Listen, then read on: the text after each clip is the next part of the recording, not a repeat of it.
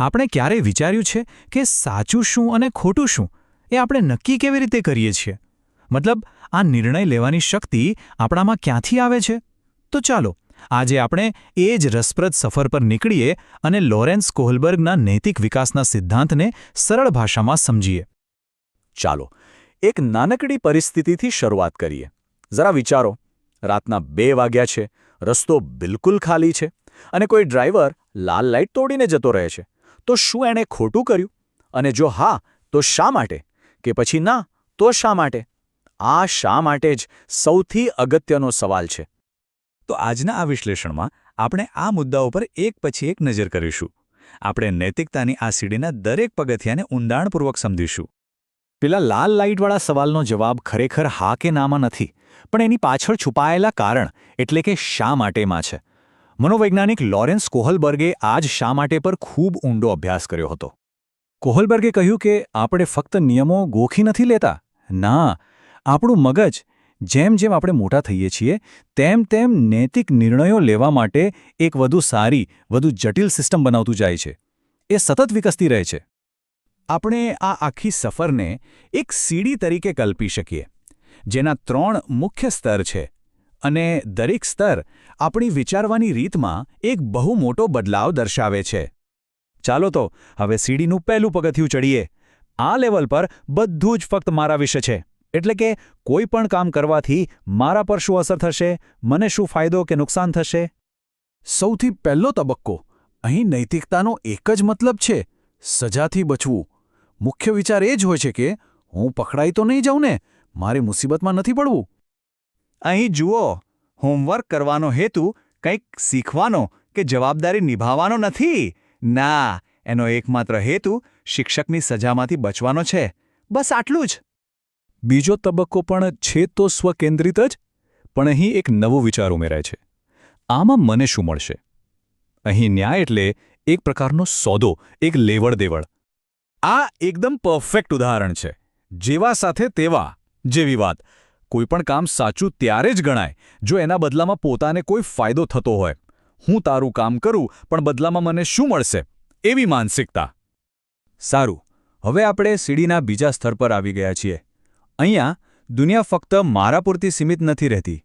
હવે એ આપણા વિશે બની જાય છે, એટલે કે સમાજ, મિત્રો અને પરિવાર વિશે. આ છે સારો છોકરો કે સારી છોકરી બનવાનો તબક્કો. અહીં શું સાચું છે એ એના પરથી નક્કી થાય છે કે બીજા લોકો શું વિચારશે. મુખ્ય ઉદ્દેશ બીજાની નજરમાં સારો દેખાવાનો અને પ્રશંસા મેળવવાનો હોય છે. તો અહીં કારણ સજાનો ડર નથી. અહીં કારણ છે સારી છાપ ઊભી કરવી, સંબંધો જાળવી રાખવા અને એક સારી સામાજિક પ્રતિષ્ઠા મેળવવી. હવે વિચારનો વ્યાપ હજુ મોટો થાય છે. હવે વાત ફક્ત આસપાસના લોકોની નથી, પણ આખા સમાજની છે.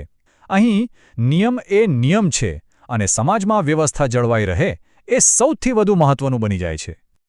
હવે આ સ્લાઇડ બહુ જ રસપ્રદ છે. એ બતાવે છે કે તબક્કા 4ની વિચારસરણી કેટલી કડક છે. નિયમ એટલે નિયમ, ભલે ગમે તે થાય. જ્યારે એની સામે 5મા તબક્કાની વિચારસરણી કેટલી લવચીક છે, જે આપણે હવે પછી જોઈશું.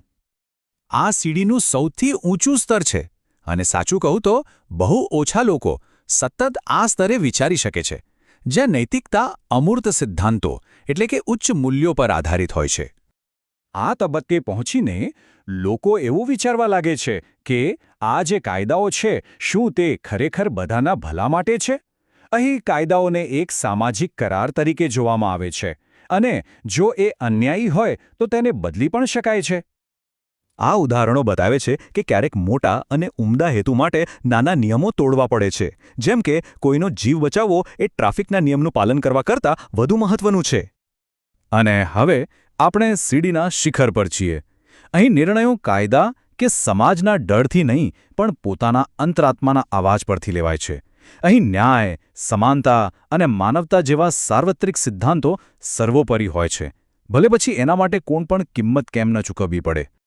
આ ઉદાહરણો એવા લોકોના છે જેમણે સમાજ શું કહેશે કે પોતાનું શું થશે એની ચિંતા કર્યા વગર પોતાની ઊંડી નૈતિક માન્યતાઓ પર અડગ રહીને કામ કર્યું.